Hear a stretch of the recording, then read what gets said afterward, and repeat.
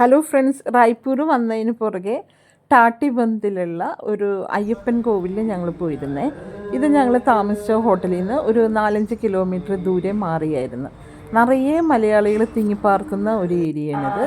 അവിടെ വെച്ച് ഞങ്ങൾ നിറയെ മലയാളികളെ കണ്ടുമുട്ടി. വളരെ അതിമനോഹരമായ ഒരു അമ്പലം. ഇതുപോലെ 18 പടിയുണ്ട്.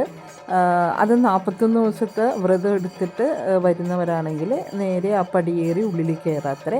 അല്ലെങ്കിൽ സൈഡിൽ വേറെ പടിക്കെട്ടുണ്ട്, അതുവഴിയായിട്ട് നമുക്ക് ഉള്ളിൽ കയറാം.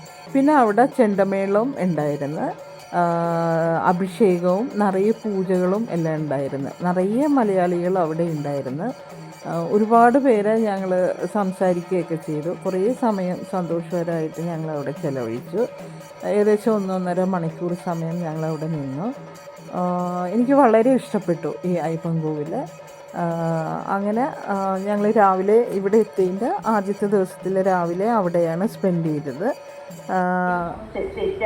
ഇതുപോലെയുള്ള അതിമനോഹരമായ 18ാം പടി വരെ അവിടെ ഉണ്ട്. പക്ഷേ നമ്മൾ വ്രതം എടുക്കാൻ മാത്രമേ ആ പടി വഴി ഉള്ളിൽ കയറാൻ പാടില്ല. അപ്പോൾ ഓക്കെ, ബൈ ബൈ. പിന്നെ ഇവിടെ ഭാഗവത പാരായണം എല്ലാം ഉണ്ടായിരുന്നു കേട്ടോ. പിന്നെ ഉച്ച കഴിഞ്ഞ് ഞങ്ങൾ വേറെ സ്ഥലങ്ങളിലൊക്കെ ഒന്ന് കറങ്ങാൻ പോകണം എന്ന് വിചാരിക്കുന്നു. അപ്പോൾ ഓക്കെ.